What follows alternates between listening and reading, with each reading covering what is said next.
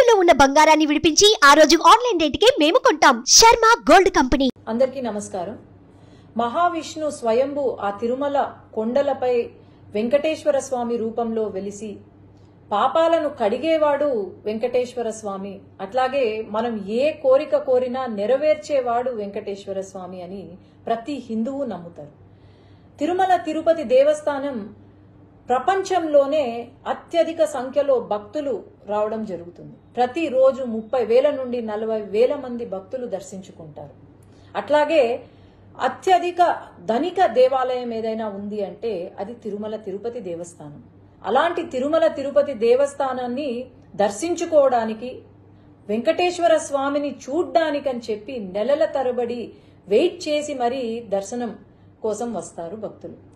తర్వాత లైన్లో గంటల కొద్ది క్యూ లైన్లో వెయిట్ చేసి ఆ తిరుపతి లడ్డూ కోసం, ప్రసాదం కోసం అని చెప్పి వెయిట్ చేసి ఇంటికి తీసుకెళ్లి దాన్ని పూజ చేసి, ఎంతో నిష్టగా పూజ చేసి అందరికీ పంచి పెడతారు.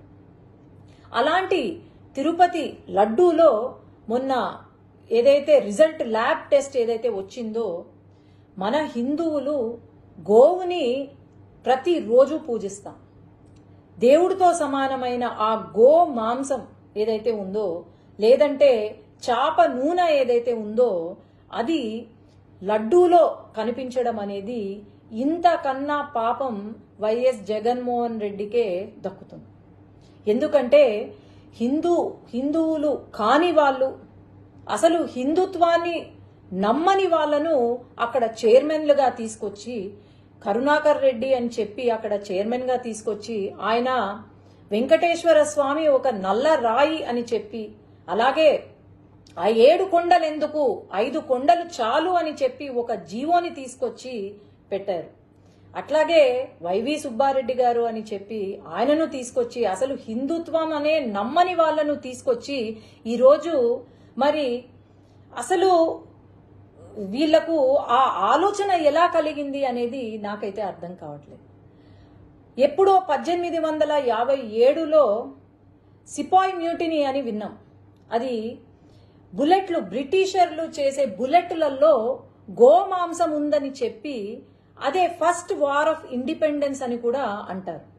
గోమాంసం ఉందని చెప్పి చిన్నగా ఒక రివోల్ట్ స్టార్ట్ అయ్యి అది పెద్దగా కనిపించిన బ్రిటిషర్లు అందరినీ కూడా చంపి పాడేసిన దేశంలో ఈరోజు ఇక్కడ లడ్డూలో గోమాంసము, చాప నూనె ఉంది అంటే మరి ఏమనుకోవాలి? మనము ఈ గత 5 సంవత్సరాల కాలంలో మనం గమనిస్తే అసలు గుడులకు వాల్యూ ఇవ్వని ఆ ప్రభుత్వం, వైఎస్ఆర్సీపీ ప్రభుత్వం ఏదైతే ఉందో, నేను చెప్తూనే వచ్చాను. శ్రీశైలంలో కూడా శ్రీశైలం లడ్డూలో చికెన్ ఎముక కనిపించింది అంటే ఆ రోజు ఎటువంటి యాక్షన్ తీసుకోలేదు.